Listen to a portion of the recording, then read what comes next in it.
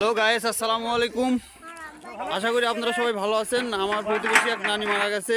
আমার এই নানির আজকে দোয়ার অনুষ্ঠান মূলত কি দিয়ে হচ্ছে আমরা একটু দেখে আসি। এইখানে এক সসম্যান জাল দিচ্ছে।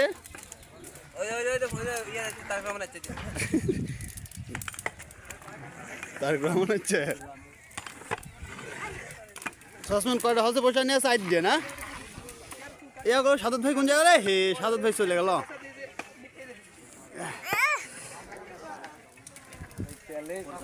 দাদা আজকে এই দোয়ার অনুষ্ঠান মূলত কি দিয়ে হচ্ছে? আজকের এই দোয়ার অনুষ্ঠান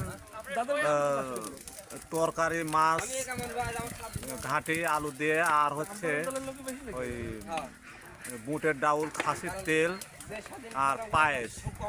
হ্যাঁ, এই দিয়ে আপাতত আল্লাহর রহমতে আমার এই নানির এই দোয়ার অনুষ্ঠানে কতজন মানুষ দাওয়াত করা হয়েছে? আমাদের এই অনুষ্ঠানে দাওয়াত করা হয়েছে